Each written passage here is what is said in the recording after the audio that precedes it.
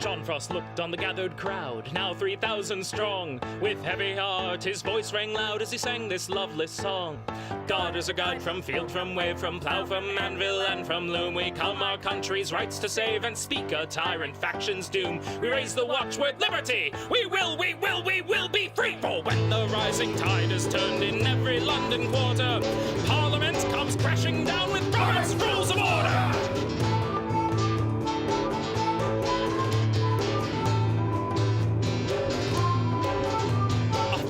Bobbies took an oath to be our nation's warders, swearing that they would enforce Sir Robert's Rules of Order. To Newport rose a million friends who rallied each supporter to join this flood of working men against Robert's Rules of Order. For when the rising tide is turned in every London quarter, Parliament comes crashing down with Robert's Rules of Order.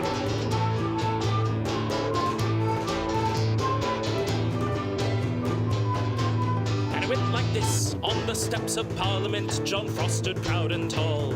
A hush fell on this great event as he told them one and all: depose the gentry and the crown, depose the House of Lords, or join the Queen in exile by Robert's Rules of Order. So Chartists, Luddites, Communists, recall each faithful martyr who died so you could have your new world Robert's Rules of Order.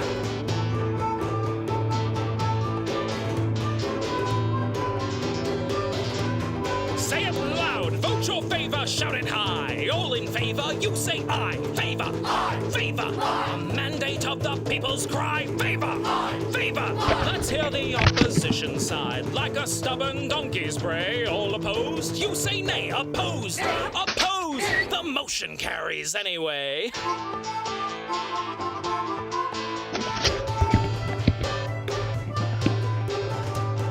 Currents change and bring to us our dear corrupted warder. In chains subdued and ill-abused, he's left with no supporters. Mobility's will can then proceed by our own rules of order, and we'll all cheer for country's sake when Robert's drawn in quarter. For when the rising tide is turned in every London quarter, Parliament shall be reborn with Robert's Rules of Order.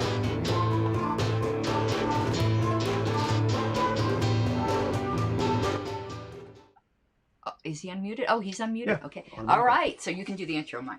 Okay. Welcome, everybody, to the 4th of July special edition here of the Cult of RONR. Happy Independence Day, Treason Day, Insurrection Day, or whatever extremist anti-state message you wish to have.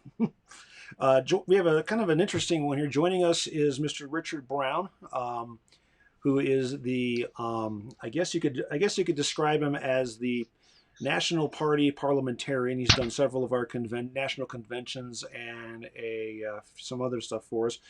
Tremendous resource on this sort of thing. And Ken's been retaining him for our meetings. Yes, so he is very familiar with some of the goings on with the party and then some.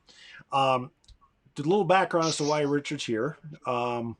There's been some dispute as to whether Mr. Melman is currently the actual LNC chair or whether he's an acting chair, depending upon how things are worded out.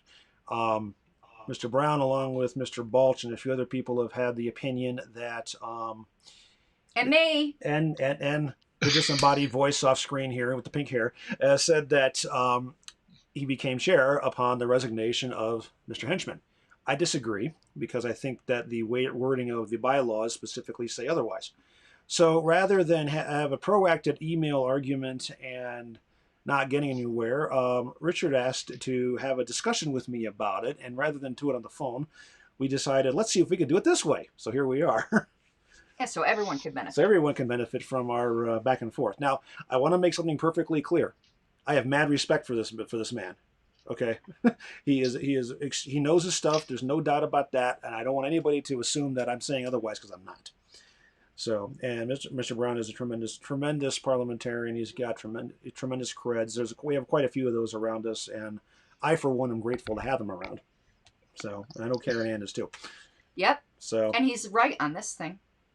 We shall see. We shall see. Absolutely, of course.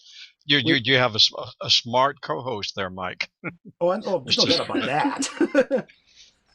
There's no doubt about that. So here's the first. Do we have anybody here besides us at the moment? Well, they're watching. There's just no comments. People feel free to comment, Yeah, let us know you're here. but I do see you on my little spy that lets me know at least how many people are watching. So yeah, there's a few diehards. I'm sure JJ's out there. Yeah, if you're here, say something so we know you're here. So, okay. The way this all started, a little background for those who have been under a rock for the past couple of weeks, was that in the light of all the issues of Lettergate, New Hampshire Gate, whatever you want to call it, Decorum Gate. Decorum Gate, whatever, insert gate here, whatever, swinging gate. Okay, so Terentia Flavia says hello. Hi.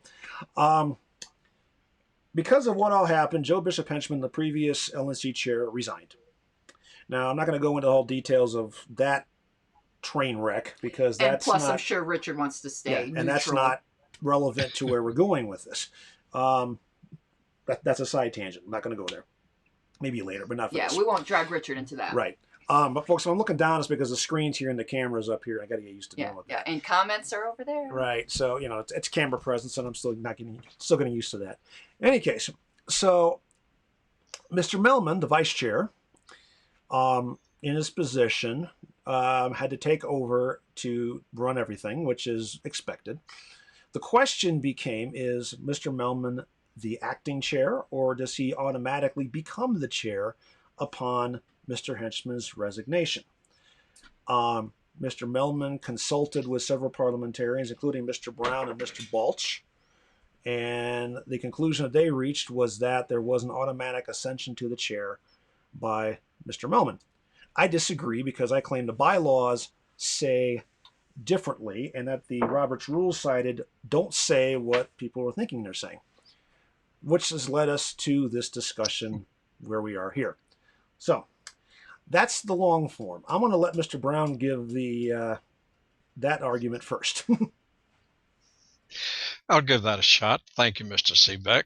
But that really is the issue. And a lot of people say there's a conflict between what the bylaws say and what Robert's Rules says. Quick, pardon the interruption real fast. Did I summarize it well? I think you did, yes. Okay, thank yes. you. Go ahead. Thank you. I want to make sure I didn't miss anything for people, Yeah, the issue is whether the vice chair, Ken Melman, automatically became chair upon the resignation of Joe Bishop Henchman. Mm-hmm. And according to the LP bylaws, when there's a vacancy among any of the four officers, chair, vice chair, secretary, treasurer, and your bylaws define, I think in Article 6, Section 1, who the officers are. Right. And then further down, I think in Article 6, Section 7 or 8, it says that if there's a vacancy among the officers, that the LNC shall fill the vacancies. Right. Well, that sounds fine. However, Robert's Rules, which the LP has adopted as its parliamentary authority, and when you adopt a parliamentary authority, you adopt, not just the rules Senate, the interpretation Senate, you agree to be bound by its interpretations. It's like adopting an 800-page contract. Robert's Rules has a provision in more than one place, several provisions, that say in the event of a vacancy in the office of the president, and the chair is equivalent. There's no doubt that right. Whether you call it president, chair, grandmaster, whatever, he's the head honcho. Grand Poobah. The Grand Poobah, exactly. That in the event of a vacancy in the office of the Grand Poobah, that the Vice Grand Poobah, Vice Poobah, automatically becomes Poobah instantaneously. And Robert's Rules, which is the official citation, is RONR, stands for Rules of Order Newly Revised. Don't ask me why they decided years ago that's the proper citation for it, but you hear parliamentarians refer to RONR, and that's referring to the latest edition of Robert's Rules of Order. They probably got sick of putting the two R's together. on the front. I know you would think they would, but they don't, and never have. In fact, when it was Robert's Rules of Order Revised, the abbreviation was ROR for Rules of Order Revised. But anyway, Acronyms. Robert's Rules is very clear in two specific places that the vice president automatically becomes president unless there is a specific provision in the bylaws that refers specifically, explicitly, particularly, it uses the word particularly, to the office of president. That if you have a general provision, as the LP bylaws do, which says in the event of a vacancy among the officers, the LNC shall fill the vacancies. You're According, that's all right. We enjoyed seeing you walk by, Karen Ann. No, it was just your sleeve. or was that Mike going to? I mean, or was that It was Karen Ann adjusting something by the camera. Never mind. Okay. Because I can't sit still. Thought maybe that was somebody going to close the door. No. No, I'm rearranging the studio while you guys are talking because I can't sit still. Okay. No, Wayne closed the door a long time ago. Yeah. Okay. RONR is very clear in two separate sections that the body can prescribe how other vacancies are filled just with a provision in the bylaws. That's no problem. But if you want a different provision in the office of president, if you don't want the vice president or vice chair or vice poobah to become president automatically, you have to say so clearly and explicitly and make particular reference to the office of president. It is not sufficient to just say, if there's a vacancy among the officers, the LNC can fill the vacancies. That doesn't cut it. Robert's Rules is very clear. You have to have language that applies specifically to the president. The LP bylaws don't say that. There's no conflict between the Libertarian Party bylaws and Robert's Rules. Robert's Rules is very clear. You can have whatever method of filling vacancies you want. You can do it by lottery. You can do it by roll of the dice. You can refer to some other group to select your president. You can do anything you want to, but you've got to refer to it in a certain way in order for it to be valid. And the LP bylaws don't refer to it in that special way. And that's Jonathan Jacobs, JJ, who I hope is listening. In fact, I was hoping he would be able to participate, and maybe next time you can have him on. He wrote an article in one of the parliamentary journals about the rule shift function of not just Robert's Rules, but of almost all the parliamentary authorities, where they have provisions such as this. And they tell organizations that you can do something differently from what we say, but you have to go about it in a certain way. He sent that over to us. We haven't read it yet. Yeah, we were gonna probably go over that in an episode. Yeah. That article. We haven't read it yet though, but he did send it to us. So the bottom line is there's not really a direct conflict between Robert's Rules and the LP bylaws. The LP bylaws just don't use the language that must be used to make that provision effective.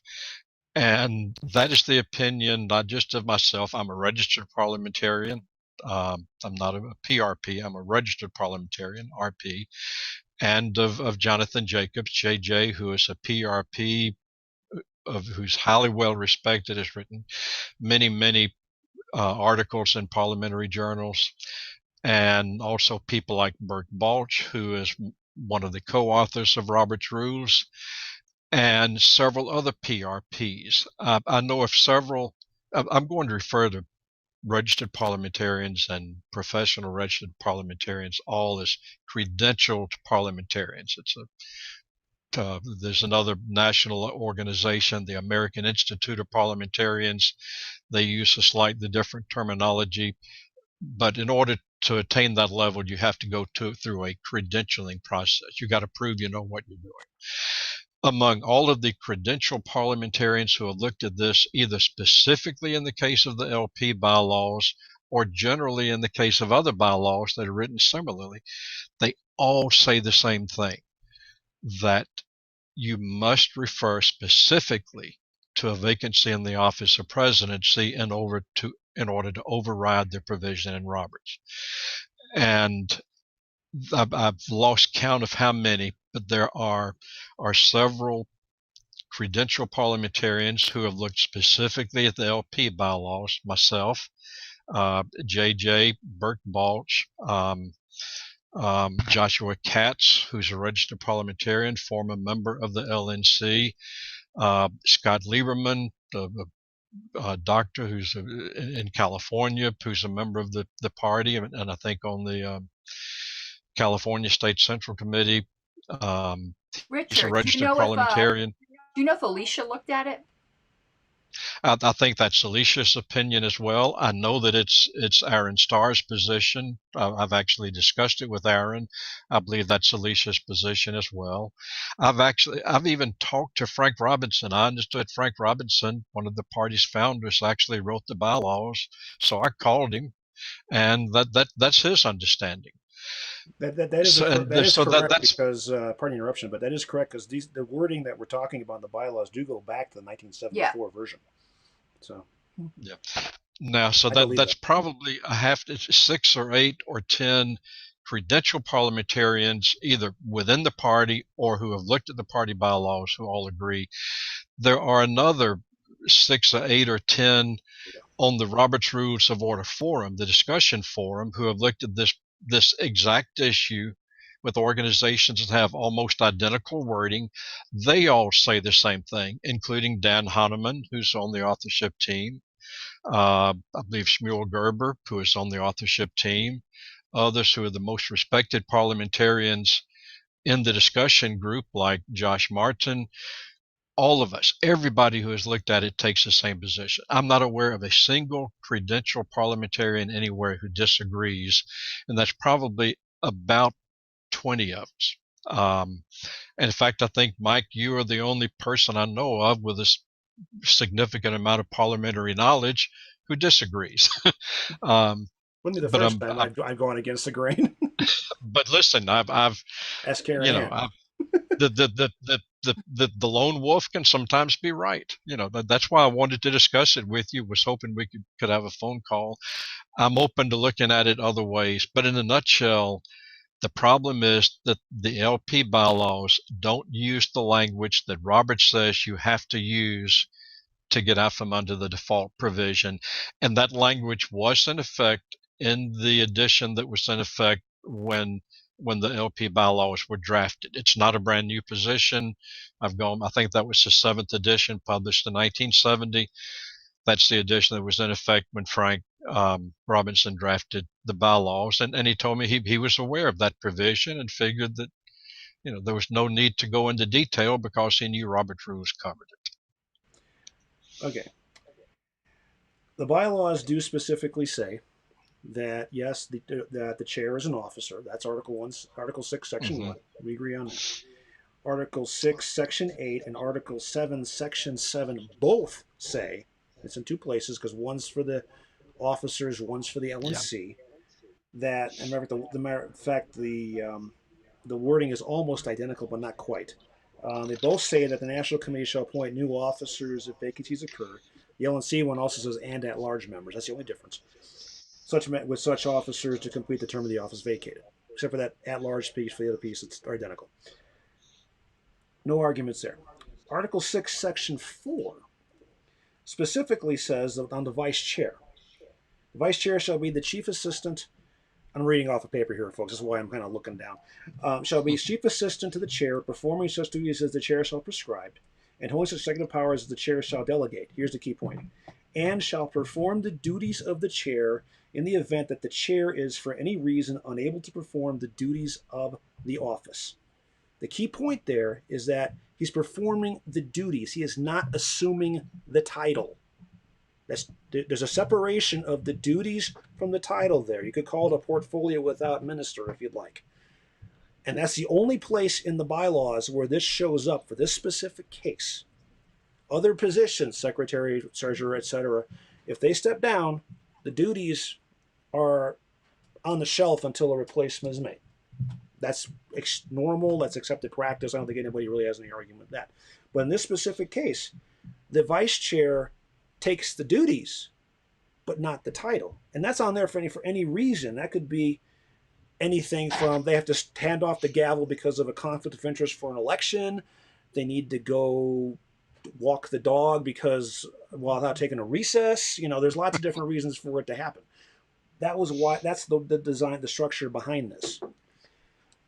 But the point of it is that if it was meant that if the bylaw is intended to say, and the words that are in there are there for a reason. That's part of Robert's construction on bylaws, is in that chapter. If the wording was specific that the chair automatically or vice chair automatically becomes chair upon the chair being vacant, then it would be in there. It's never been in there in the entire time the party's been here. The lack of those words have a purpose, and that the idea was the vice chair fills in until they get a new chair, and that's always been the case back to 74. Going on to Roberts, though, okay, there's a couple of citations that weren't mentioned in the opinion that was given to Mr. Melman. 4711, subsection 1, page 429, if you're following along in your copy at home, specifically refers to the position of chair, but not the title being taken by the vice chair. Quote, if the president for any reason vacates the chair or is absent, the vice chair takes the chair. Again, it doesn't say he becomes the chair. He just takes the duties on. 4713, two sections later on 431, talks about an invited temporary presiding officer.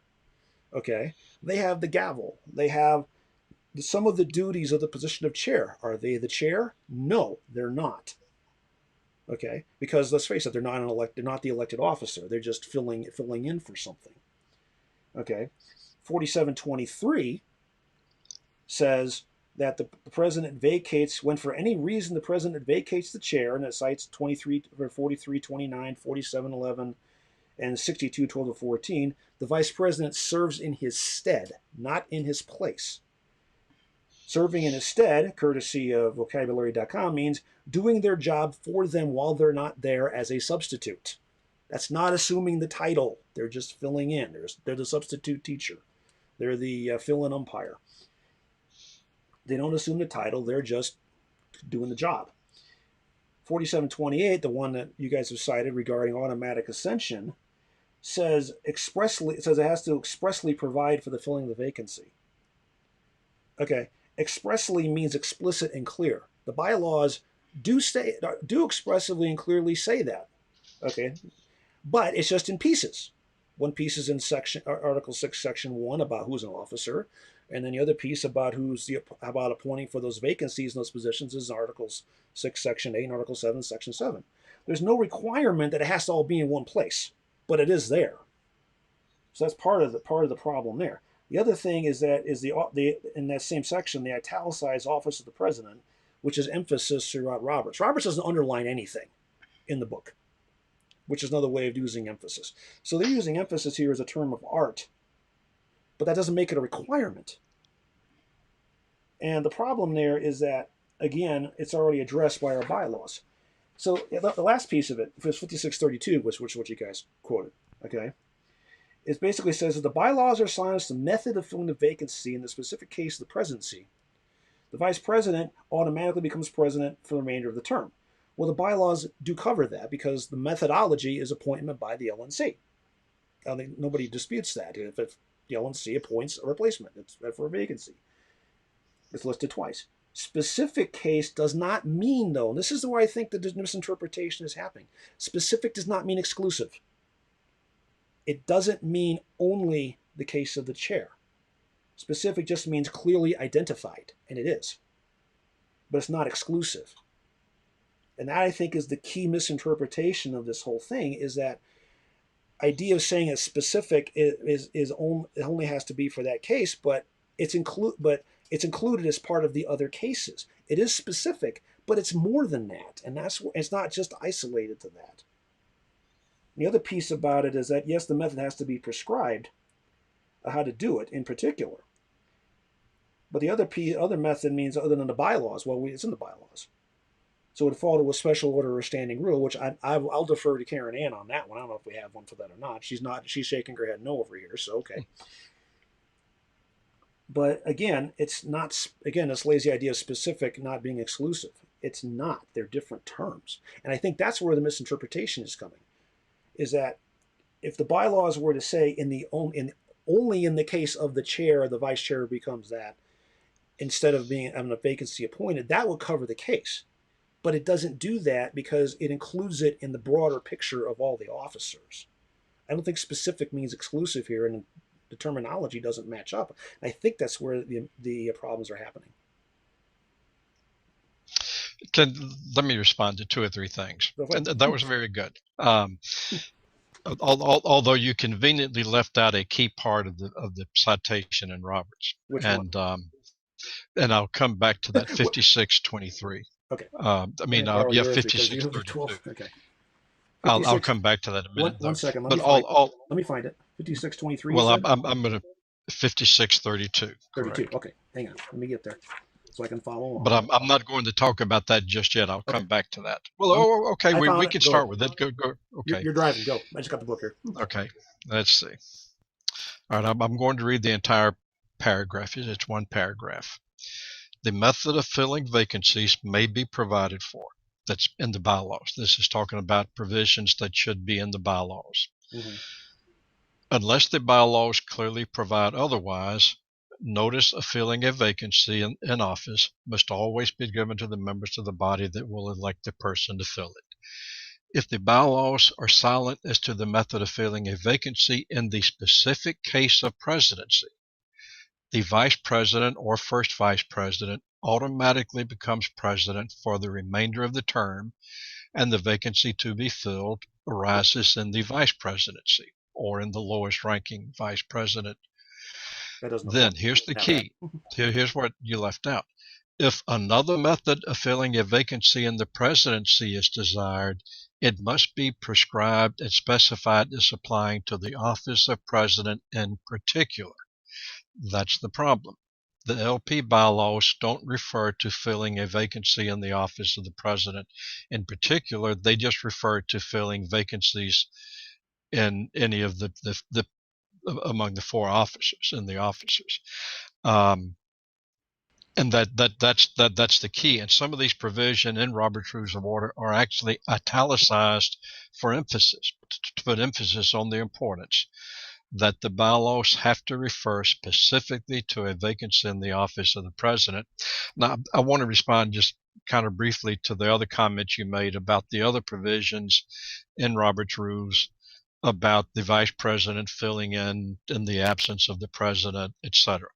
All of those provisions are to deal with the temporary absence of the president, all of them. When the president has to go to the bathroom, or he's absent from the meeting, or perhaps he wants to participate in debate, so he has turned the gavel over to the vice president, or he may be on vacation. That's what or he may be sick or disabled in the hospital.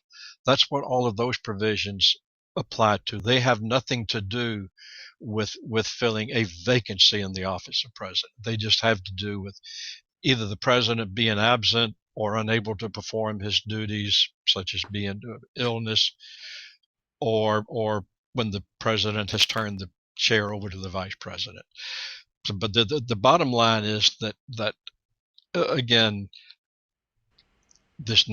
in my view, there's not really a conflict between the LP bylaws and Roberts. Roberts says very plainly the LP can provide for whatever method of filling a vacancy in the office of president it wants to, but it's got to use certain language to do so, and it doesn't use that language. That's the problem, and that's why every credentialed parliamentarian, and I'm guessing that's 15 of us, at least maybe 20, all uniformly have taken the same position, that in this case, with your language and your bylaws, or similar language and other bylaws, if you go to the Robert's Rules discussion forum and do a search, which I've done, have found 10 or 15 threads right on point, some of the language just almost identical to the LP language. Every parliamentarian who has responded has said, In that case, it's not specific as to the president, so the vice president automatically becomes president.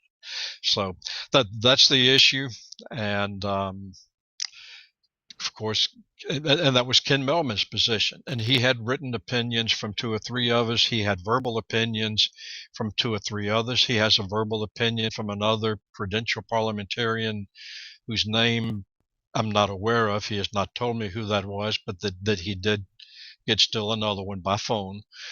So that's probably about 20 of us who all take the same position. And his position, he does not want to be chair. He asked the LNC to overrule his ruling, Has there been which an they appeal from did the ruling at his this round? request. Yeah, And yeah, no, it's been the LNC, and you guys know my feelings on this. You don't overrule correct opinions because you don't like the outcome. I think that's completely unethical. Even if Ken didn't want the chair, which he doesn't, he needed to assume it and resign and ask the LNC to reappoint him as vice chair. That's the only, to me, ethical way of doing it. But the LNC overruled his opinion, even though most of them admitted his opinion was right. And I think that's completely unethical. But was there an actual appeal Yes, from the yes. ruling of the chair? I Yeah. didn't see that in the list. yeah, It was on a meeting. Oh, okay. And yes. out of respect for Ken, I abstained on that vote because no way was I going to overrule it. But in hindsight, I wish I voted yes. But it was out of friendship that I abstained. Joshua Smith was actually the only one with the backbone to say, nope, it was the correct ruling. Too bad you don't want to be chair. You are. But Karen, I would never have overruled it. when you said you wish you had voted yes, that means to sustain the Yes. ruling of the chair. Yeah. Yes. I abstained from the vote again out of respect for Ken's wishes. I went a little soft there. But I never would have voted to overrule. I think it's absolutely absurd to overrule a correct ruling, as most of the LNC did. But then again, my opinion of the rest of the LNC right now is pretty well known. And I won't drag you into that, Richard. But yeah, that's neither here nor there. Yeah, anyway, so. I agree with Richard on this. Though, I don't have any credentials to the point, but I would add I don't either, but it never stopped me. Yeah. But I would add also the other provisions you pointed in the bylaws really are parallel to the Roberts provisions about a temporary absence of the chair, not when the chair position is But that's unfilled. not what it says. It is actually what it says. It's in context. It's not dealing with a permanent For any reason. Doesn't say temporary, doesn't say permanent. It says any. Covers up both cases. That's the bylaws. They're referring to temporary absences, basically. But by the way, people need to know this is an easy problem to fix. This can easily be fixed with a 2-word bylaw amendment at the next convention, and let the delegates decide.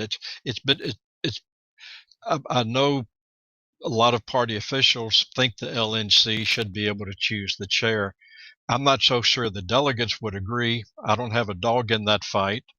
I actually think the delegates will agree because to me, it's absolutely absurd to have the LNC choose the chair. And the fact that we're now reaching beyond people that didn't even run, that this LNC, which is whatever anyone's opinion is obviously very divided and very partisan at this point, is going to be choosing a chair.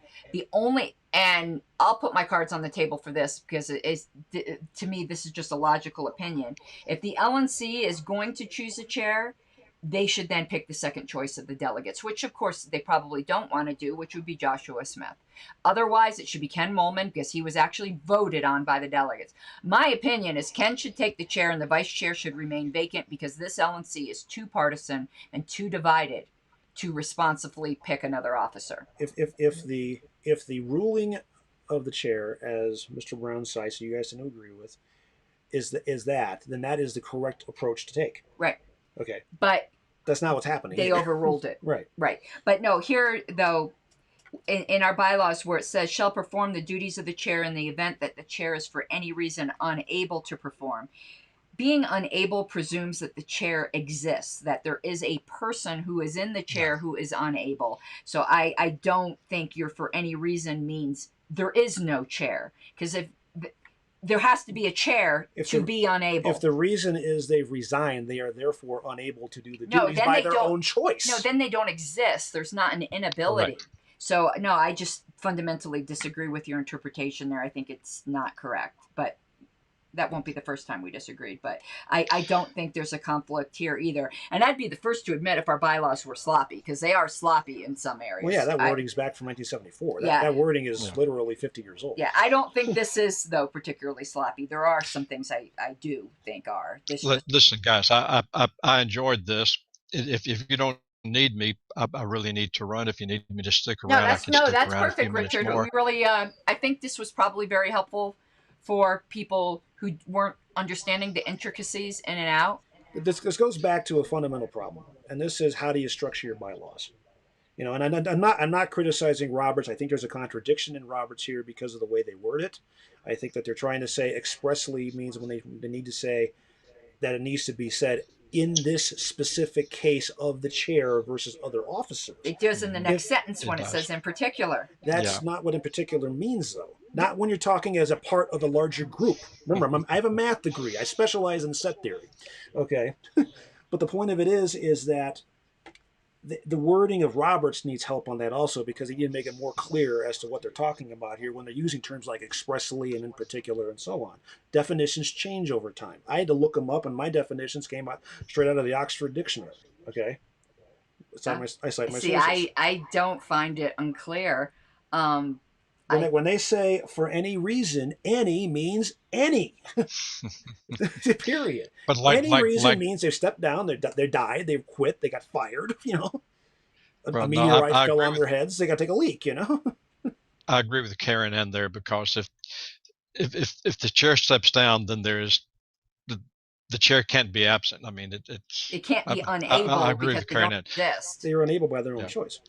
But again, this is an easy problem to fix. In our bylaws, in the bylaws, yes, at the convention, and two words either way will solve it. Add the words either including chair or excluding chair, and no matter which provision gets proposed, there's probably going to be a proposed amendment to change it. The delegates will ultimately decide whether they want the succession to be automatic, or do they want the LNC to fill it? It'll be interesting to see how that plays out. Richard, though, there's something I got to put a bug in your ear about. I'm going to be speaking from memory of something I just looked at an hour ago, but one of the bylaws committee members is proposing ditching Roberts for some unspecified set of rules that the LNC gets to create. Talk about raping member rights. We saw that both, and we're both like, what? Not even changing the subject, but yes. Not even substituting it for a different parliamentary authority, but for some unspecified set of rules created by the LNC. Talk about the fox guarding the hen house. And wanting chicken dinner. That I started to say that would be fun. No, it won't be fun. That'll be a disaster. But I don't know how the delegates would go for that, but it's up to the delegates. I will argue on the floor against that with Rena with a passion and fire that Karen Ann's never seen before. Well, I'll have the flaming pitchfork in hand. I think some delegates will be really in favor of it until, and I'll make sure I have a substitute secretary if they haven't thrown me off then for that portion, because all I need to bring up is you guys who believe in due process. If the LNC was creating the rules, my ass would have been fried without due process. It was Roberts that saved my ass. So, and it will save y'all's ass too with an out-of-control LNC. You don't have the LNC creating their own rules. And I don't mind telling you what bylaws, you don't need to have an opinion, Richard, but it was fucking Dan Fishman that proposed this of all people. Shame on him. I regret my vote. I regret my vote. He wants to make a 4-year term for chair too. Oh my fucking God. If you're Okay. gonna do a 4-year term for chair, Yeah, you got to stagger terms. Yeah. All right, But Richard. hold on, one last thing. All right. There is a simple solution, and it's a little more wordy than 4 words. Just do a 25th Amendment style proposal to say if the chair is gone by death, resignation, or removal, the vice chair becomes chair. Period. Simple, clear, end of problem. Well, that's what I'm going I'd to vote support. for that, by the way. I support the vice chair automatically ascending because it's somebody the delegates voted for. Having the listen, I've seen how the sausage is made, and that sausage is nasty, and I do not want the LNC selecting a new chair. We're going to see what a disaster this is going to be. Yeah. Hopefully not. All right. How do I get out of here? Do I? Well, we can boot you out because we don't want you to get you into. Richard, thanks for joining us. It's been a good discussion. I think we agree to disagree, but that's cool too. Okay, all mad respect to you. All right, awesome. You have a good day. And parliamentarians do disagree, although we all agree on this point. Well, all but one of us. Well, remember, argument to consensus is a false argument, too. Yeah. All right, Richard. And I don't want to drag you into the internal stuff, so you have an awesome day. Thank you. Thanks for joining us. Appreciate it. Okay, now we can rearrange ourselves a little bit. Okay, well, that was fun. And I think members will have gotten a good deal out of that to hear. The bottom line about all that is it's how you look at the wording and how the things are constructed and what do the words actually mean. And every single word matters. And that's where I was having issues with the whole thing, is because every single word does. You need to get more. There you go. Get closer. Ooh la la. Okay. But every single word matters. And even Robert says back in the section on bylaws construction, what's in there is assumed to be in there on purpose. And by the way, that is a normal construction of law, even beyond Robert's rules and bylaws. That's a normal I'm trying not to cough on you because I still have a cold a little bit. It's almost gone. I might have to run upstairs at some point and get my cough drops. You don't got the Rona. No, I don't got the Rona. At PorkFest, though, there was a Typhoid Mary who had the Rona. Oh, fun. But people left either with a bad cold, which that's what I got, or the Rona. I didn't get the Rona. Before we get into all that, let's talk about PorkFest a minute. Oh, okay. Let's talk about it. What do you want to know? Okay. First of all, I saw the SAR warped version of your speech. You saw the good one. I saw the good one, and I got to say this: out fucking standing. Oh, thank you. No language apologies. It was. I was mad. It was mad, but you know what else it was for you? You had a catharsis up there. Oh yeah, no, I did. You did, and frankly, you deserved it. It was, that whole thing was.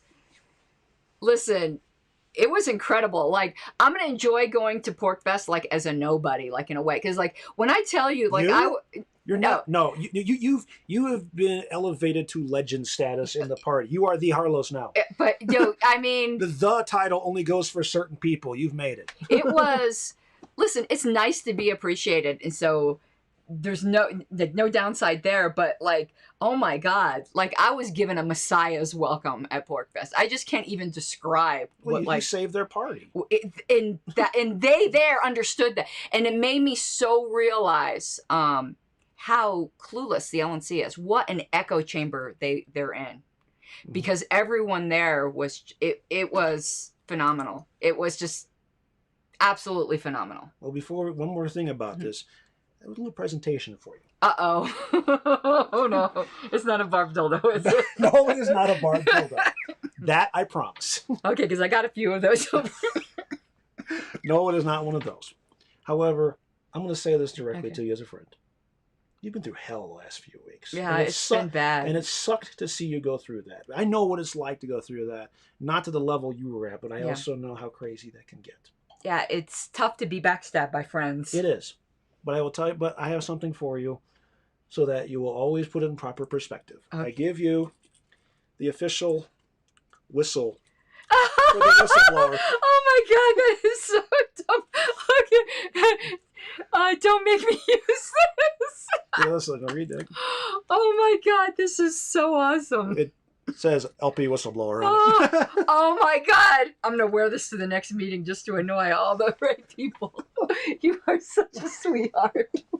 You were in that one. And by the way, I'd be careful about blowing that thing. It's 120 decibels. Oh my God, it's like a rape whistle. It's pretty damn loud. This is awesome. So yeah, wear that to the next LNC meeting. Oh God, that is awesome. Thank you. Oh, thank you so much. Because I expect the attempts aren't over. Yeah. You know, I'm just trying to lay low because I didn't know if that was going to arrive before this this taping. is so but awesome. it did. So I was able to put it together. No, I don't want to. I know. No, you don't want to blow the Oh my speakers out. God. Oh, yeah. No, it was rough. It was rough, and JJ saved my ass. But oh my God, I've just never like people don't. You're in HD on Mazvid 70-inch TV. Yeah. That's a lot of pink. Yeah, it's a lot of pink. A lot of tie-dye too. But yeah, it wouldn't have been so bad. Like certain people who voted for that motion, like listen, I'm beyond naming names now. Like Laura Epke or Valerie Sarwick, whatever. I already knew they didn't like me.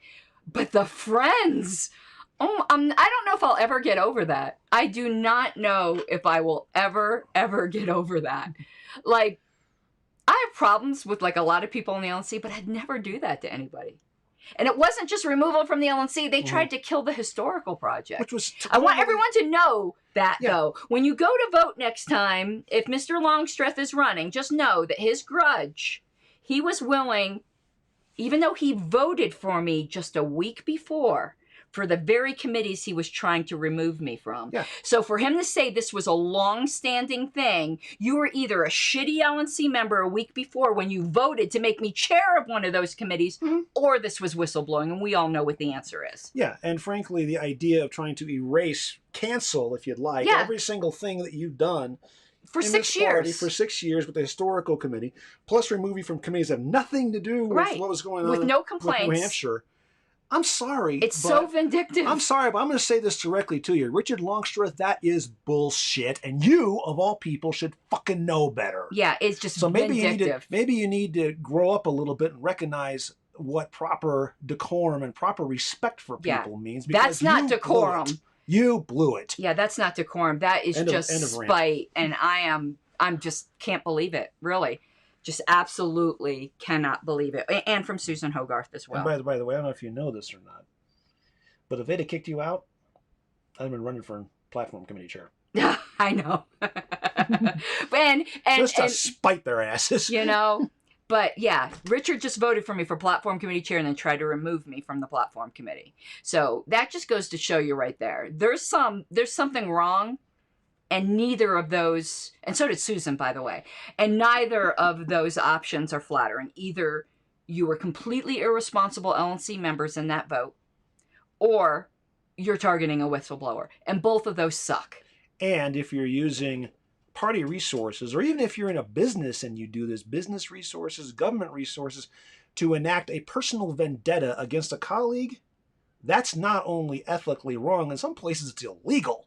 It's just unreal. And it's just plain wrong. And frankly, it's just plain shitty to do that. I'd never, we should put Richard's name right up here on under shitty. Yeah. I never ever could do that to somebody. I don't do that either. I mean, I just can't even imagine doing that to somebody. I wanted to bury somebody, I could do it other ways beyond that, but I don't work that way. I don't either. believe in the politics of personal destruction. It's just like unreal. And I'm sure my little tattletailer was going to email the LNC. Do you think they'll email before the end of this episode? Hey, tattletailer, don't forget to include me. Yeah, and don't I triple dog dare your sorry, pathetic self to do that. And be a man. I'm assuming you're a man. You might be a woman. But whatever you are, like, have the proverbial balls to, like, sign your name and own your words instead of being Clark Kent or whatever other bullshit. Jack Hamer. I mean, at least I am of the, I have the balls to own my words and say it. Mm-hmm. You know, if you're going to complain about me, get a backbone and erase the yellow streak off your back. But, you know, I don't expect that to happen. All right, on to Roberts. Yes. But this is I'm gonna treasure this. This is fucking awesome. I thought it was perfect because it's like, okay, you're a whistleblower, you need a whistle. Don't make me use this. You won't like me when I use this. Actually, believe it or not, I picked up that phrase when you said that on one of the threads. You won't like me when I'm angry. Yeah, yeah. Incredible Hulk reference. Wait a minute. I know, unreal. I'm gonna be scarred for a long time over this. A whistleblower needs a whistle. Yeah. So, but yeah, Porkfest was incredible. The people were incredible. I'm looking forward to going again when I'm not the center of attention because it was quite disconcerting. Mm-hmm. But yeah, all of that was very, very interesting. I wonder if there's a place. Now, I know where I got that, but I wonder if there's a place where we can get those in bulk. Yeah. Oh, give him out at convention. Yeah. He's got my merch. He's got my swag. Here we go. I'll have to look into that. Yeah. I'll have to look All into that right. one. But anyway. So we're on the 4th. So it's me telling you. You're the odd one, so I'm an even. This is correct. So July 4th. Okay. Did you cheat? I didn't even look at the darn thing. I You looked at the cheated. date. You cheated. I didn't cheat. I was too busy making you a whistle. Oh my God, you are so sweet, Mike. Alrighty, are you ready? Because I need to beat. You're ahead of me. Well, that's not my fault. Yes, it's your fault. You're the one who's slacking off. You're the one Okay. who's slacking off going down New Hampshire rabbit holes instead of studying. I Julia know, Roberts. I know, but I am caught up now. To New Hampshire, I'm kidding. She but Yeah, I'm we caught up. we do this as a side gig attached to everything else, and we Yeah. do it when we can. Oh boy. By the way, you didn't mention you had passed the most current section. Yeah, of I the did. exam. Right. Well, I'm caught up now. They unlocked the next section because they don't let you continue to go while you're waiting for past sections to be graded. So now they've unlocked the next one, which I need to do. Do we still have a copy of the old, what is it, 1300 second Yeah, because we were question? going to do that Yeah. at some point. We still have that on the back burner. I actually wish I just took that exam. This one is such a pain in the ass. I just can't even tell Was you. it a pain in the ass because of the exam or because of the administration of it? Everything about it. It's too long. It's too tedious. See, once again, the separating process from the MacGuffins. Yes. And I told you, and one of my grades, it had 2 evaluators. One of them gave me a near perfect score, and one gave me a barely passing score. That just goes to tell you there's a problem. And then they give you a reason why on each. Okay, Okay. I can't discuss it because it will give away some of the contents of the exam, and we're not allowed to. But they did. Yes. They did. Yes, Okay, and that's good enough. and I'm going to write when I get my final grade. Yeah. I'm going to complain about the comments of one of the evaluators because they're completely opposite to what Robert says. Okay. But I can't say it because you're sworn to secrecy about the contents of the exam. So we can't give it away so yeah. yet. So you'll just have to blow the whistle again. So it's just too subjective. It just, and one of them, again, it was directly, like one of the things I got dinged for was a direct quote from Roberts. And I was like, What? yeah. I mean, I passed everything, but some of the scores are wildly varied. But anyway. Okay. All right. Let's dig into this. So the 4th. May the 4th be with you. I did it before you. But this is July. Right. July 4th. Yes. And Happy birthday, Calvin Coolidge. That's better. a main motion Yes. and a motion to postpone indefinitely are pending. Okay. Following some debate, a motion to commit is made, followed by a motion for the previous question. Okay, wait a second. We had him in motion, Mm-hmm. and then that was moved This to is an postpone easy indefinitely. one, yes. Well, I'm not trying to get the sequence. I know, but you're going to And then it was a motion to commit. and then that one. And then a previous question. Call the previous question on the motion to commit. Okay, I'm with you. Which pending motion is voted on first? Call the question. I would think. You're correct. And that would have tricked me. I would have said commit because I would have forgotten you have to vote on the previous question. Yeah. But no, you are correct. B, previous question. You're right. That was easy. I was making it more complicated than I thought. I would admit, yeah. So. I just want to get the sequence straight. Do we need to actually look up references on this? Why not? What the Okay, 126. Okay. So it's section 11. Right, which is well, that's not it. Should be previous question, right? And it's postponed indefinitely, actually. Is it? Yeah. What the fuck? 126, 13 to 21. That's at the bottom of the first page on the standard descriptive characteristics. But how does that have to do? I don't know.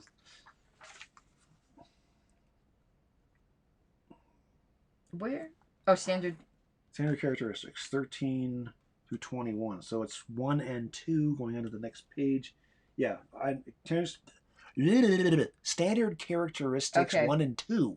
Thank you. That's what I'm trying to talk. Two just basically says that the previous question can be applied to it. Takes precedence over nothing except the main question. Okay, so that puts it in the sequence we had it. Mhm. Okay, so that means the commit takes over it and call to question. And a previous question can be applied to it. Right. Okay. And then the next is 127. The motion to commit can be made while it is pending. See below. Yeah, right. So.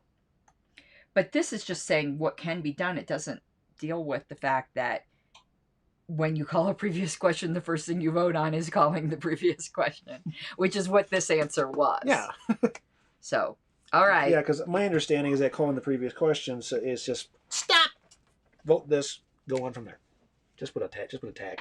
I'm just gonna. Well, try it again. We will. And we'll erase and put a new total. There you go. At the end, right there.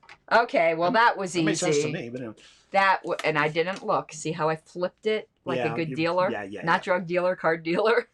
A good card dealer knows how to deal from the seconds and from the bottom of the deck. And maybe a good drug dealer. I don't know. Let me show you that sometime. It's not a career. What, to drug deal? No, how to deal from the bottom of the deck. That's why they use shoes in Vegas, so you don't deal from the bottom of the deck, because the bottom of the deck is in the shoe. Yep. Anyway. Plus, it's harder to count cards. Okay. Alrighty. Now I'm waiting to just... July the 5th. I'm probably going to fuck it up, because whatever. Which of the following motions can be applied or postponed indefinitely? Okay, so we're on the subject. Which of the following motions can be applied to postpone indefinitely without affecting the main question? Okay. I've drunk too much already. Lay on the table. You should get this. Lay on the table. Mm-hmm. Previous question. Mm-hmm. Postpone definitely. Or commit. Wait, start over? Because I'm confused. Okay. I know it's probably this B, is right? the same thing it's we B, just right? had. Yes, it is B. Yeah. Okay, but I knew it was B. This is the same thing we just had, just restated. Yeah. But let's just go through it. I know it's B. Right. We know it's B. Right. Okay. Which of the following motions can be applied to postpone indefinitely without affecting the main question? Which is underneath it. Right. Okay, got it. Lay on the table. Which would...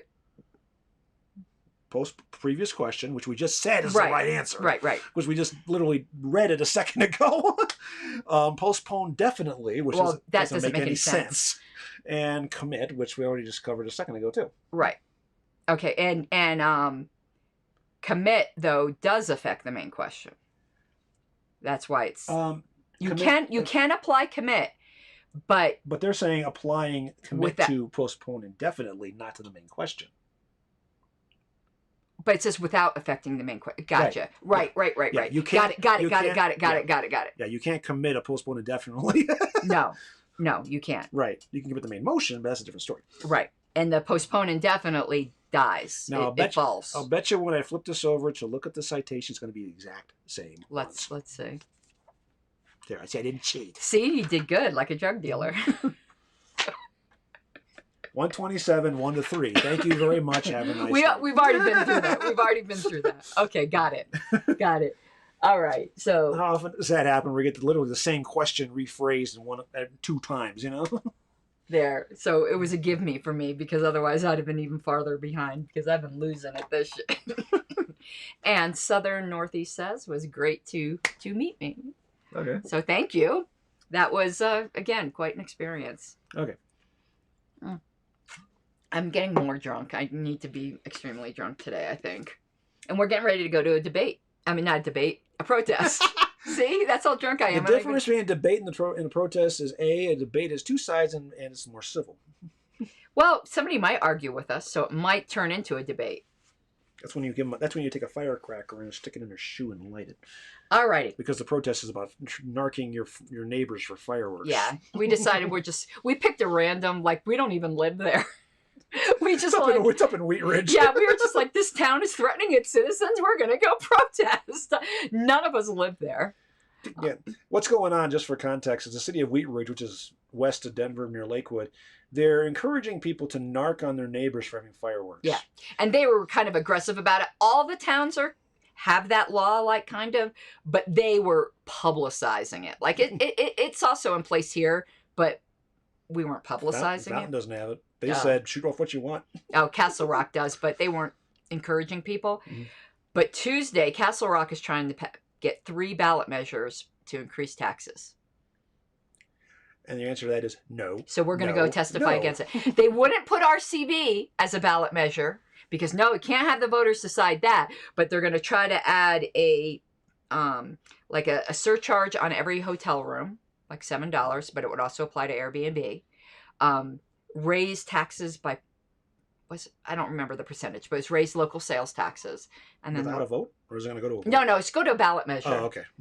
But they are making me petition to get RCV as a ballot measure. Meanwhile, they're just sitting there in their high thrones signing off on these ballot measures. Welcome to the for double taxes. Standard of who can refer what to the ballot. How. Right. So we're going to be asking people who don't live in Castle Rock to just generally protest. Why not? But people who live here to actually go testify. Now keep in mind the fireworks thing too. LA did a massive confiscation of fireworks the last few days. Then they got smart. They put all of them in one place in the middle of town and set them on fire? Blew them all up at once. 32,000 pounds of fireworks went kaboom. And how many fingers were lost? Let's put it to you this way. People thought they were being attacked. 32,000 pounds of fireworks makes a whole lot of noise. I don't have any fireworks for tonight. I don't do either. I want some, though. I want to break the law. I have not been in the fireworks crowd for the longest time. When I was much younger, back in the junior high days, I had a black cat go off in my hand. Oof. And I'm damn lucky I didn't lose my fingers. I love fireworks. They were charred with powder, and I had no feeling in these 3 fingers for about a day. I was lucky. Yeah. After that, I said, never mind. We used to entertain our birds with them. They loved... You want to shoot them off? Be my guest. Just be safe about it. I at least want sparklers. Come on, that's like so tame. All right, but let's... You can't roast a hot dog on a sparkler. And I wouldn't try. Should you? All right, so the 6th. Uh-huh. A motion to reconsider is made at a session with a group that has regular monthly sessions. Okay. It is not called up. Any suspension of action related to the motion to reconsider terminates. A, at the end of the current meeting, regardless of the number of meetings in a session. B, at the end of the current session. C, at the end of the next regular session. D, at the end of a quarterly interval. Okay, that's a lot to unpack. I know, and I wouldn't get this. Let's do this again from the top. We have a motion to what? A motion to reconsider is made. Reconsider something that's... Okay, so that would be something that was previously adopted. Right. Yeah. At a session. Okay. With a group that has regular monthly sessions. So they'll be meeting again within the month. Okay. The motion to reconsider is not called up. It's made, but not called up. Okay. Any suspension of action related to the motion to reconsider terminates. A, at the end of the current meeting, regardless of the number of meetings in a session. Okay. B, at the end of the current session. C, at the end of the next regular session. D, at the end of a quarterly interval. Okay, first of all, I don't think, because they have regular sessions, I don't think quarterly has anything to do with it. So I'm going to, just first thing says no on D. A was what again? About? At the end of the current meeting, regardless of the number of meetings in a session. That doesn't make any sense in general, because if you have multiple meetings in a session, then the stuff is still pending throughout the entire session. So I'm not saying A. B was? At the end of the current session. The end of the current session. And C was at the end of the next one? Yes, at the end of the next regular session, which would be within a month. The safe answer is B. But I'm gonna outfox myself and say C. It is C. It is? Yes. Okay. It does matter that they have regular monthly sessions and the whole quarterly thing comes into play. If they didn't have regular monthly sessions, I think it would be D. Yeah, at the end of the quarter. That's why that's why I said D didn't make any sense, because they're the regular ones. Right. That's what you're saying, but reversing the direction, but same conclusion. But it is C. What's our citation? Oh, I thought it was given section 37. Okay. This beer is really getting to me, man. Was it 321? Okay. Whoops, it's too far. Whoops, come here, you. And I know motions It'll to be under section 35, rescind, I'm guessing. No. 37. 37, reconsider. That should Yeah. be right. Duh. I can't read my own tabs. And I know reconsider does confuse people with being able to make it and not call it up. Well, people keep getting meetings within a session straight. It can be hard enough, to be honest. So, I mean, we got, I mean, working with all this stuff has helped to get it straight in my head, which makes a big difference. But there's still a lot of other people that don't understand how that ties together. 321, 9 to 28, that is under further rules and explanations. Okay, let me find that. Right after the standard characteristics. So yep. It is that very first. Oh, wait a minute. It got rewritten? This has been rewritten. All right, then you're going to need to read it. Okay. And I'll try to find it in here. Okay. This is in the 11th, because we're citing off the 11th, folks, just to remember the 12th is a little bit different. Okay. Suspending effect of making a motion to reconsider. That's the title of the section. Oh, okay. It's 3711 in the new version. Okay.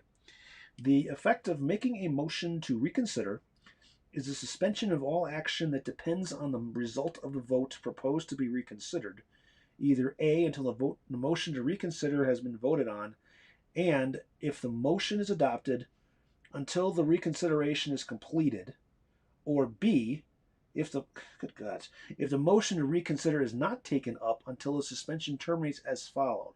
Okay, here now we're getting into the meat of it. If no more than a quarterly time interval will elapse until the next regular session, and we said this was monthly, but more than a quarter, but if more, excuse me, I jumped there. If no more than a quarterly time interval will elapse until the next regular session, the suspension terminates with the adjournment of the next regular session. But if more than a quarterly time interval will intervene before the next regular session, the suspension terminates with the end of the same session in which the motion is made. Okay, so let's look back at the options again. Now, I already said that, okay, so the end of the quarterly would apply that first part of that. If there's more than a quarterly time interval, it would terminate. Right. The second part of this is that if more than a quarterly time interval, the suspension rate at the end of the same session, which is what B would have been. Right. I said C because B to me made sense, but C sounded like the right answer, just because of some sort of counterintuitive thinking in my head. So, say for instance, at our national convention, a motion to reconsider was made. The next meeting of the national convention isn't for 2 years; it would die at the end of that convention. Right. Yeah. But on the other hand, if you have just a board who meets every month, the motion to reconsider, if it's not on one session, it'll go to the next meeting. As long as it's within the quarter, right? Right, yeah. So to be fair, folks, I thought I was guessing the wrong answer, and I actually guessed the right answer. Yeah, it gets crazy. So.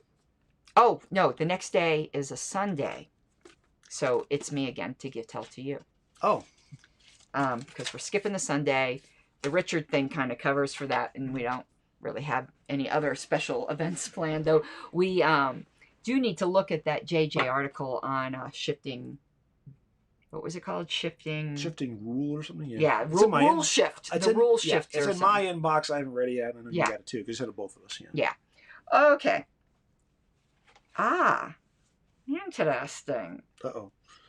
General orders are taken up, A, that could hurt. at the discretion of the chair, after reports of special committees. Keep going. A C, after unfinished business. Keep going. D, after new business. General orders. I only know this because I've been fucking around. Colorado's been doing our order. Yeah, and otherwise I would have been like derp, derp, derp. Okay, wait a minute. The four choices are A, at the discretion of the chair. Yeah. B, it's not that one. After reports of special committees. Okay. C, after unfinished business. D, after new business. I don't think it's after new business or unfinished business, but I thought that general orders applied to everything attached to the agenda in the first place, which is why I had this puzzled look on my face.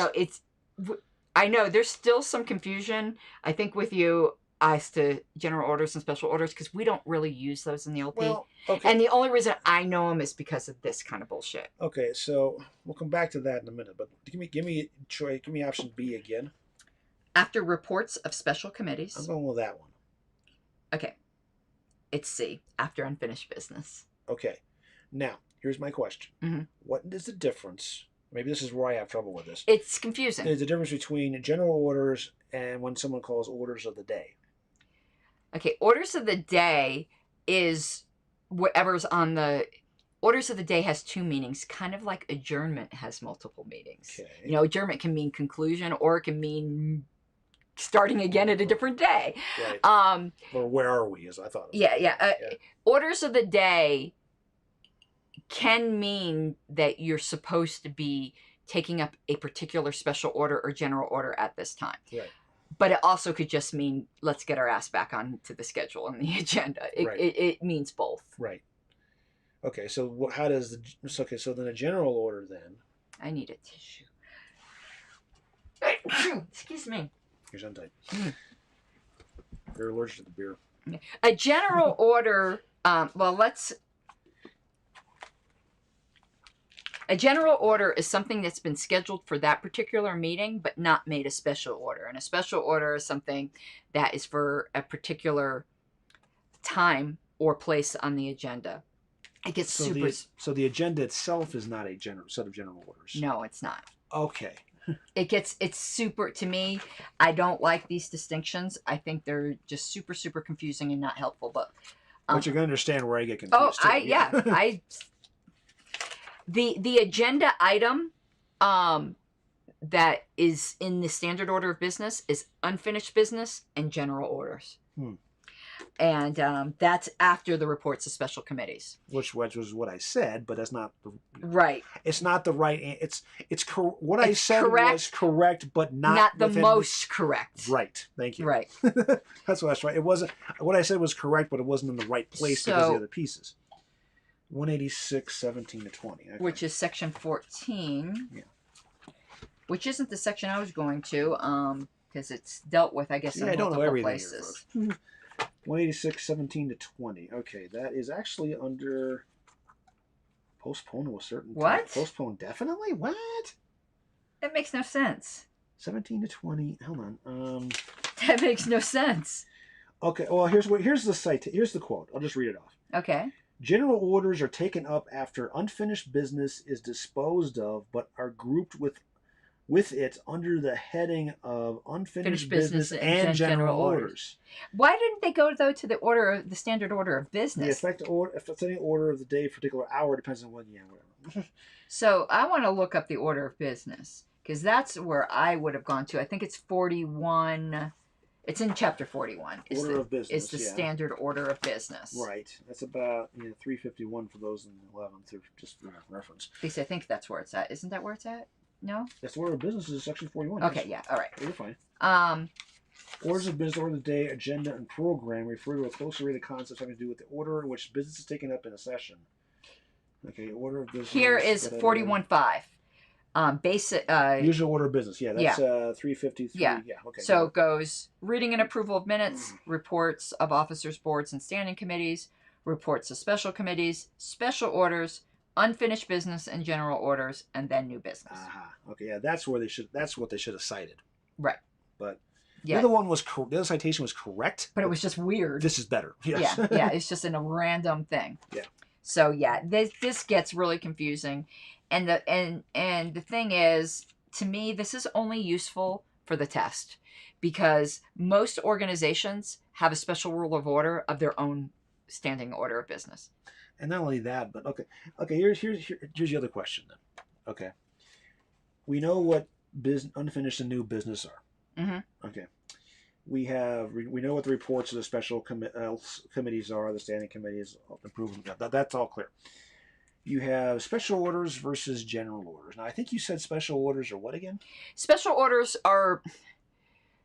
They're... Let's look at what it says here. Let's just... Because I just want to lay it out what's clear of what's what here.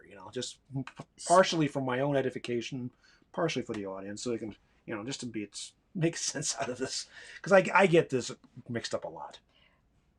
A special order is something that must be taken up at that meeting. Like it's given priority for that meeting. A general order can go from one meeting to another. And a special order generally also has a specific time associated with it, though it doesn't have to. So, for example, a deadline to appoint committee members because of something. Right. That can be made a special order for that meeting. And sometimes, for instance, when we had Tara last meeting give a presentation at 7:30, that was a special order. Okay. Because she was set for that time, and no matter what else was going on, we stopped and did that. Okay. That's a special order.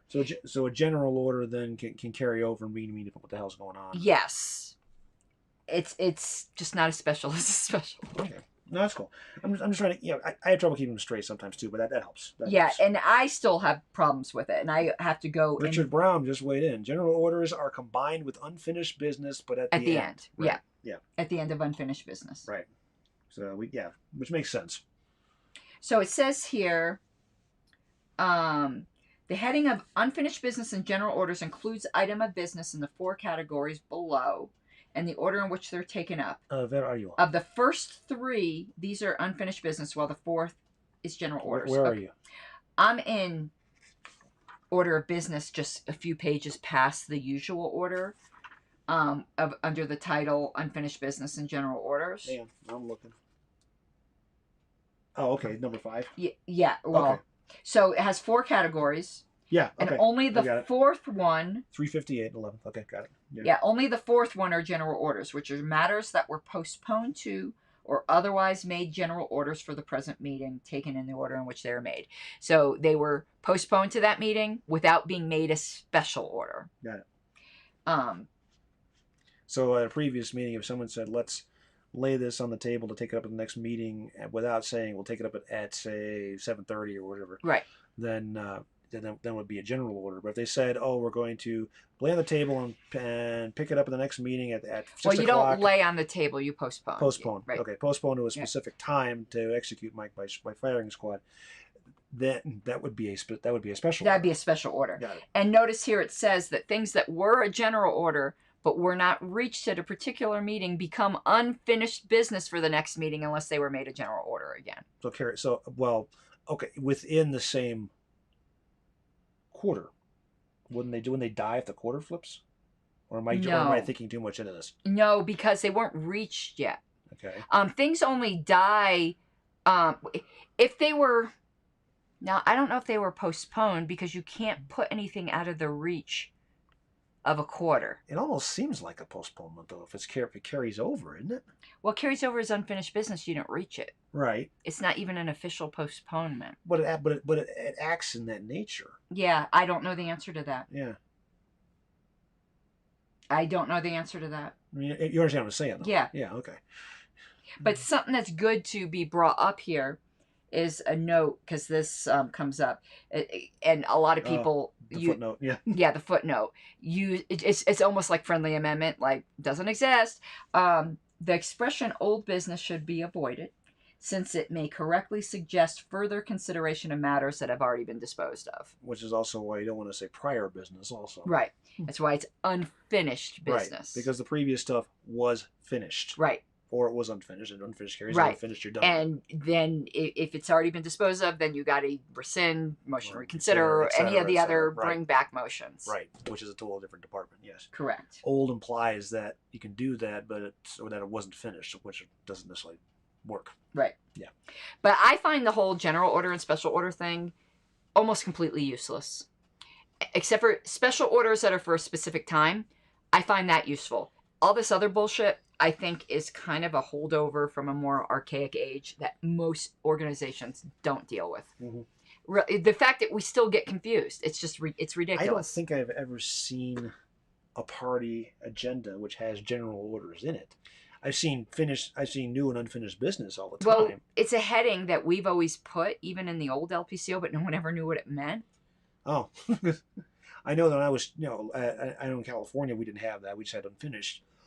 Excuse me. When I was shortly chairing El Paso County, it was unfinished without general orders. But now it just occurred to me when I was creating the agenda for next one, where we had ones that we postponed to the next meeting, My HOA doesn't even use general orders. I need to make sure. I wrote those. I don't think we actually had any unfinished business. We actually officially postponed it all, so it made it all general orders. Uh-huh. Rather than just being an item we didn't reach. If it was an item we didn't reach, it would come before the items we actually postponed. Mm-hmm. Okay. Weird. Okay. Yeah. I think this is you now? Yes, yeah. it's you now. But I find it all confusing and useless. I learn it for the test. Okay, but... in that case, we must give it the proper. Useless. Yes. Archaic holdover. Okay, Richard Brown weighs in. Right. Something postponed from the previous meeting is a general order. Yeah. Richard, you have 2 I's in your name. Yeah. No, it's an L. I think it's a capital I. Oh, it looks like a It small L. Could be either one. Richard Brown. Anyway, he says something postponed from the previous meeting is a general order. Right. Yeah. But something in which it just wasn't reached on the agenda is unfinished business, which takes priority over a general order, and that doesn't make sense to me. Am I wrong on this? There's a fine line there somewhere. What's the line? Because it says here, any questions that were unfinished business at the previous meeting but were not reached before it adjourned, taken up in the order in which they were due to come up, has priority over things that were actually postponed. And Richard says you don't use special orders much in ordinary organizations. We actually use them quite a bit, don't we? We do? Well, we I'm the wrong person to ask because I get them mixed up, so, you know. Well, LNC uses them as the special order for a meeting quite frequently, where it's the topic for the meeting. It's made the special order. We don't call it that, but that's in effect what it is. So I actually think we use special orders way more than we ever use general orders. I don't think anyone on the LNC, if you asked any of them, because Alicia's not on there anymore, what a general order is, none of them would fucking know. Richard says correct, right. But I'm not sure what he's saying correct about the special order that we tend to use that. Okay, got it. Okay. But no one on the LNC besides myself has any fucking clue about what a general order is. Okay. And that should tell you something, because they're not stupid. It tells you it's useless. Mm-hmm. If a national governing body has no fucking clue what that's about, it's useless as far as Richard says elections are an example of a special order used often. Well, okay, you could argue that they're using a special order for the appointment of the new chair. LNC chair. Well, it is the special order for that meeting. Yeah. It is, in fact, that's all we're doing at that meeting. I got an idea. Just put NOTA in. I'm tempted, but I'm not saying how I'm going to vote because it'll be the kiss of death for whoever I'm voting for. Well, in that case, say you're voting for the one you least want in the position. Use reverse psychology, huh? Yes. But yeah, I'm not nominating anyone. It's kind of like voting major party in a primary to get the worst possible candidate of theirs in instead of the one that you don't want to deal with. Yeah, anything postponed is a general order unless it's made a special order. Okay. Yeah. That's good. But yeah, no, I'm not nominating anyone for chair. I'm not speaking to anyone for chair, and I'm not telling anyone, because it's ranked choice, who and how I'm ranking, because with the way the LNC feels about me right now, which is barely tolerating me, it would be the kiss of death. I won't saddle any candidate with my endorsement. Well, you could always not nominate me just to be silly. Well, yeah, and then they'll hate you forever. They do anyway. That's why I can't get on the bylaws committee. But They're afraid of me on the bylaws committee. I will give it up. Because I'll actually fix the damn things. I'll give it up to the chair candidates, though. Every single one of them have reached out to me to ask for my vote. And everyone I've talked to has been grateful when I said I won't speak for you publicly. Because they know it's the kiss of death. It's the kiss of death right now. So, yeah, I'm going to be interviewing a couple more. Oh, and you had asked who was nominated. Whitney, Bill Yu. Okay. Joshua Smith. They're both currently on the LNC. Steve Dosbach. Former executive director. And former chair. Okay. He was chair when the the prior Oregon situation blew up. Tony D'Orazio. Okay, I know him. And he ran last time. Oh, that's right, he did. That's right. I think he came in third. Yeah, okay.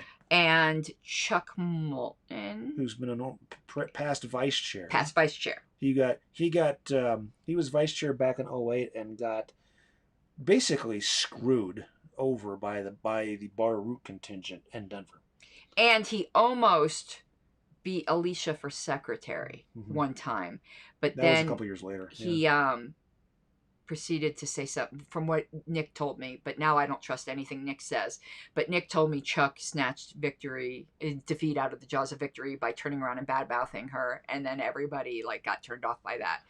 I don't know about that. I don't know what about it happened either. there. I used to trust Nick's story on that, but now I don't trust anything. What I know in Denver with Chuck was that at one point, I think it was Redpath was chair at that point, had handed over the gavel to Chuck to run part of the convention. Oh. And this was, I'm trying to remember, that was 13 years ago. I want to say it was during the vice presidential section nominations.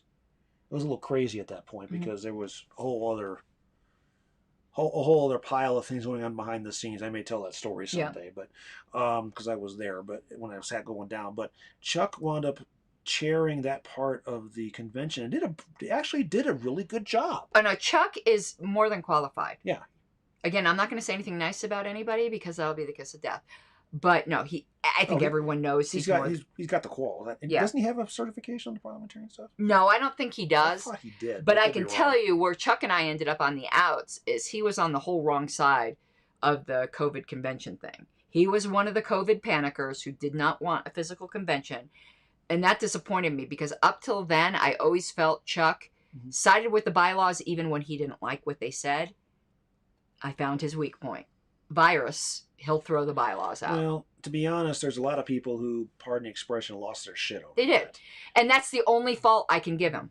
But that he did fail on. I mean, I've been dealing with for the past 16, 17 months of people losing their shit over this virus. And a lot of it is because they just simply haven't processed it well. But still, however you want to define that, they just, you know, don't throw our bylaws out. Yeah. And on that, and Chuck knows that that's a criticism that I have. Yeah. But you want to know what?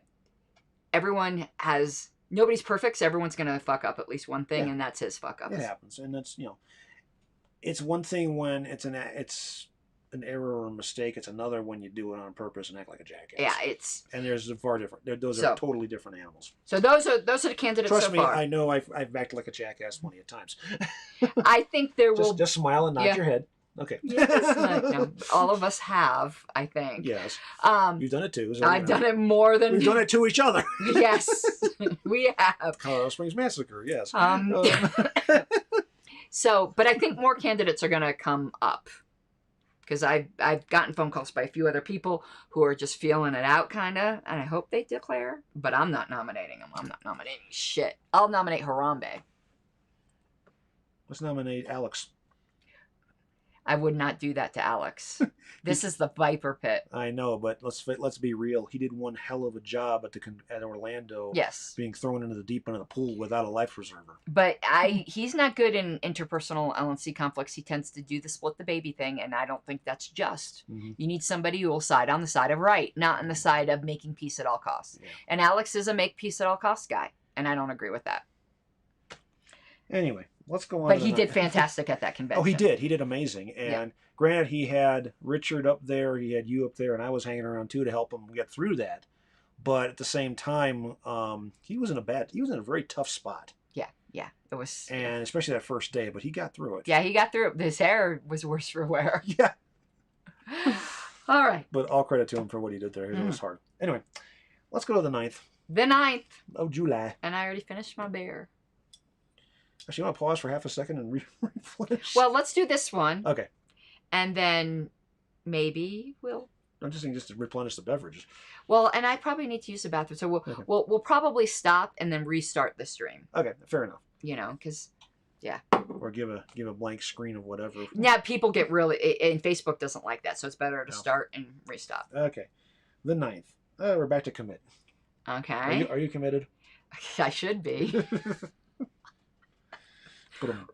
I didn't say it, folks. She did. Okay. Commit cannot be applied to A. Debatable appeals. B. Orders of the day or question of privilege while they are actually pending as main motions. What? C. Undebatable appeals. D, non-adhering debatable appeals separately. What? This doesn't make any sense. I have no fucking idea. I didn't.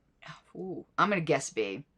And now the answer is actually C. Yeah, I guessed. Undebatable appeals.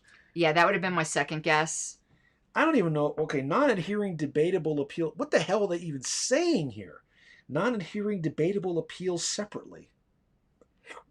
Pardon my hiccups, but what in the world? Appeals that don't adhere to a main question by themselves without referring the main question itself, Like I think an is appeal, what... like an appeal from the ruling of the chair, even though it's not attached to a main question or something? Or? Yes. But let's go see what it says, because I didn't know you could commit an appeal to begin with. To be honest with you, I did not know that. Did you? I know. Okay, so the reference is section 13. Yeah, I didn't know that at all. Which is 169, excuse me. 169 into 170. This is under commit and refer. Under the standard characteristic number 2. Okay. Okay, commit can be applied to main motions with any amendments that may be pending and thus applied to orders of the day or a question of... How do you commit an orders of the day to something? I'm confused. How do you do that? I want to commit the orders of the day to a committee of the whole, to a committee of the nobody. What? I don't understand that. Or questions of privilege? How can you commit? Question of privilege. Mr. Chair, can we turn on the air conditioning? Let's have a committee do that. Yeah. What? It doesn't make any sense. But it says when they're main motions. So a question of privilege that's a main motion might be... Isn't that like a request to be excused from a duty? Wouldn't that... Maybe. But how would an orders of the day be a main motion? Well, it's always, isn't it, usually? No. I thought that was almost like that was in the vein of a point of information or a point of order. But... I don't know, but apparently it can be. Yeah, so that something doesn't... Richard, help us out here. How can an orders of the day be a main motion? Well, when you're between items, I guess, and people are talking about going on to something that is unrelated, I suppose then that would be a main motion for orders of the day. But how can you commit that? How can that be a motion, though? I thought it was just a point of order. Points of order are motions, remember? They are? Yeah, we brought that. We did that in another... thing. A point of order is a motion. I got a question wrong because of that. Okay. I don't remember that one. But if JJ was here for that one, who said a point of order was a motion. That always seemed weird to me. Anyway, back to this. I think it's moved to raise a point of order. Okay, I can buy that. Now you say it that way, yeah, I can buy it. Most people just don't say it that way. Right, but I got a question wrong because of that. But have to remember to use that line at a convention just to, so but I don't see everybody. how you could commit those. Yeah. How can you commit a motion to orders of the day? Yeah. Maybe I think some of these things we end up getting wrong because we just never seen it. And That's it's probably possible. really common in other... You want to know what I really want to go to, but I don't have the money to. I don't think. Unless, like, you never know. I didn't think I had the money to go to Porkfest, and all of a sudden, that happened. I want to go to the NAP convention. Wouldn't that be fun? Make sure you bring your pocket protector. Yeah, yes. But and tape your glasses right wouldn't that be fun, though? I just love to sit in business and just watch. I think you better bring a mop because people's heads will be exploding. But anyway. If I can all swing that, I want to go to that. I don't want to be a delegate. I'm a member of the various groups. That's not it. I just want to go watch. At the risk of insulting Richard, and I don't mean it that way, it almost sounds like it would be a convention of parliamentary nerds that would make a Comic-Con look tame. And Richard or JJ, do you know... I'm not trying to insult you guys, but it just sounds like No, it sounds wonderful. Remember, here's my question. I'm a nerd too, so, I don't know how it works with NAP. Is there free general admission to just the public, like there is at LP? Or is there a floor fee no matter what? Because if all it is going there and having a hotel and there's no... If you can just attend as an observer for nothing, I could probably swing that. I would love to just watch that convention. popcorn.